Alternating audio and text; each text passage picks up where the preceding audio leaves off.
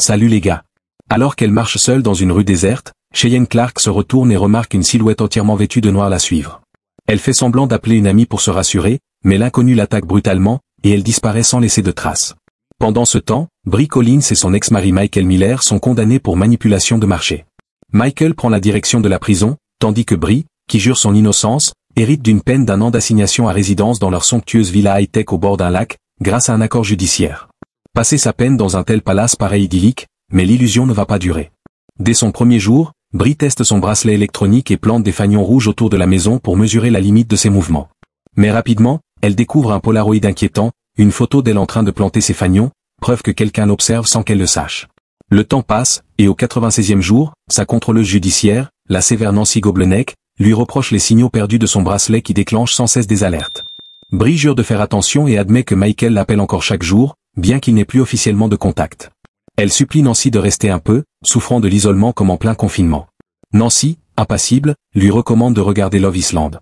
Ce soir-là, alors qu'elle prend un bain dans la salle de bain principale, Bree ignore que le système de sécurité vient d'être désactivé. Un bruit de verre brisé la fait sursauter. Saisissant son pistolet paralysant, elle explore la maison et découvre une porte-fenêtre entrouverte dans une chambre, avec à côté, le cadre d'une photo de remise de diplôme brisée. Terrifiée, elle verrouille frénétiquement toutes les issues. Le lendemain, son amie et avocate Sophia lui rend visite. Bree lui confie ses soupçons. Quelqu'un est entré chez elle cette nuit-là, et si l'alarme n'a pas sonné, il n'y a qu'une seule explication.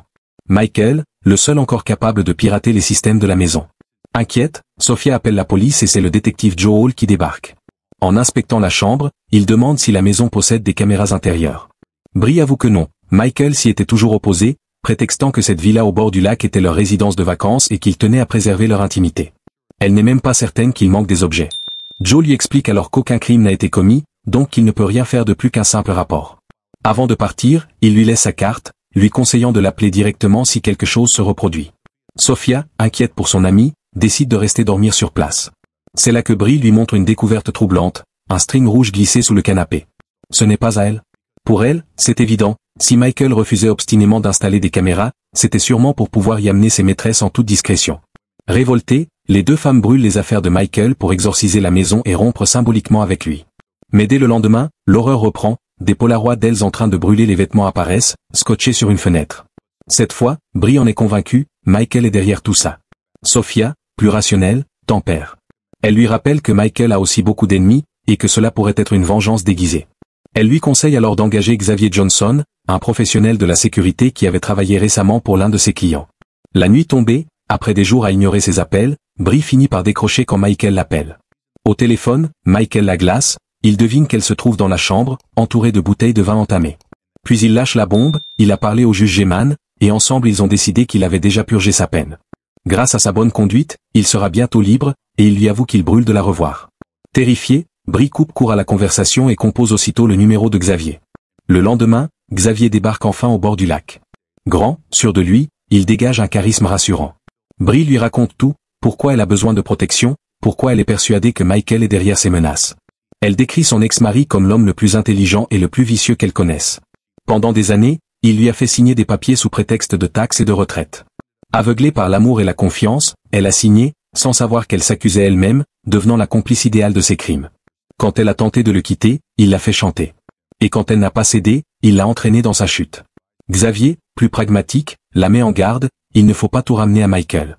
D'autres pistes sont possibles. Il lui tend alors une affiche de disparition, le visage de Cheyenne Clark, mystérieusement enlevé quelques semaines plus tôt. Pour lui, les deux affaires pourraient bien être liées. Le lendemain, Bree prend le bateau de la villa pour s'aérer l'esprit, laissant Xavier surveiller depuis le ponton. Mais au milieu du lac, le moteur explose et prend feu. Elle bascule dans l'eau, hurlante, prisonnière des flammes qui encerclent l'embarcation. Sans hésiter, Xavier plonge et la ramène à la rive. Le répit est de courte durée. Plus tard, Nancy, l'agente de probation, débarque furieuse, l'incident du bateau a brouillé le signal du bracelet électronique.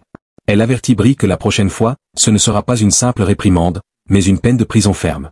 Sophia, toujours espiègle, conseille à Bree de ne pas laisser filer un homme comme Xavier, mais avant de sauter sur l'occasion, elle ferait mieux de se remettre en ordre. Pendant ce temps, Xavier inspecte minutieusement le bateau et découvre la vérité. Un t-shirt coincé dans l'arrivée d'eau a provoqué la panne de l'hélice. Impossible que ce soit un accident. Puis, presque distraitement, il lui tend un numéro griffonné et lui demande si ça lui dit quelque chose. Bree nie, confuse, Mais Xavier ne commente pas davantage, se contentant d'un « je vérifie » qui laisse planer le doute. Le soir venu, apprêté comme jamais, Brie invite Xavier à dîner. L'ambiance se fait intime, et c'est là qu'il se dévoile, Cheyenne, la disparue dont il colle les affiches partout, et sa sœur. Il explique qu'il les transporte toujours car quelqu'un les arrache systématiquement. Il refuse de la laisser sombrer dans l'oubli. Elle avait emménagé dans la région, puis un jour, plus rien. Silence radio. Depuis, il a mis sa vie en pause, obsédé par l'idée de la retrouver, surtout face à une police qui le prend à peine au sérieux. Le lendemain, Michael surgit à la villa. Il joue la carte du mari repenti, affirmant que tout va bien entre eux désormais. Mais Brie l'attaque frontalement. Les photos, l'effraction, l'ombre constante qui plane sur elle, c'est lui, n'est-ce pas? Michael nie, jure qu'il essaie de tourner la page, mais la provoque en pointant son alcoolisme. Puis, d'une voix mielleuse, il propose son aide si elle est effrayée. Brie n'en veut pas. Elle lui intime de sortir. C'est à ce moment que Xavier apparaît, imposant, et raccompagne Michael d'un ton sec, comme un gamin indésirable. La nuit tombe. Alors que Brie sombre dans un sommeil agité, la maison intelligente se détraque. Le thermostat grimpe à 85 degrés et toutes les lumières se mettent à clignoter frénétiquement. Elle se réveille, suffocante, le cœur battant à tout rompre, prisonnière d'un piège invisible. Après avoir perdu le contrôle de la maison connectée, Brie est brutalement attaquée par une silhouette masquée et sombre dans l'inconscience. Le lendemain, Xavier balaie les débris et lui explique que, prêt à briser une vitre pour entrer, il a vu la porte s'ouvrir toute seule comme si quelqu'un l'avait invitée. Pour Brie, aucun doute, Michael joue avec elle, un rappel cruel qu'elle reste prisonnière de son ombre. Mais Xavier fait une découverte plus inquiétante encore, une caméra microscopique dissimulée dans un cadre photo. Paniquée à l'idée d'être espionnée jusque dans ses moments les plus intimes, Brie l'implore de fouiller toute la maison. Résultat, elle ne veut plus qu'il dorme dehors, et l'installe dans la chambre d'amis, sous son toit. Le lendemain, Xavier fait appel à Dex, une ancienne collègue au regard acéré. Son diagnostic glace Brie, quelqu'un a piraté l'appli de contrôle du manoir grâce à un VPN, impossible de remonter jusqu'à lui. Elle verrouille néanmoins l'accès pour que seul Brie garde le contrôle. Puis, nouvelle révélation, les flux des caméras ne sont pas sauvegardés en ligne mais stockés localement, à 50 miles de là, dans une autre propriété, celle de Michael. Certaine d'avoir enfin une piste, Brie élabore un plan insensé, voler ses enregistrements directement chez son ex. Le jour J, Dex truque discrètement le bracelet de surveillance afin que Brie puisse franchir les limites sans alerter la police. En route, Brie se confie, elle avait rencontré Michael par l'intermédiaire de Sophia. Xavier, lui, ouvre un PAN de son propre drame, juste avant la disparition de sa sœur Cheyenne, il avait fouillé son appartement et découvert qu'elle appelait sans cesse un numéro jetable, resté sans trace. Grâce au génie numérique de Dex, ils s'infiltrent ensemble dans la salle forte de Michael et mettent la main sur le disque dur qui contient toutes les vidéos de la maison du lac.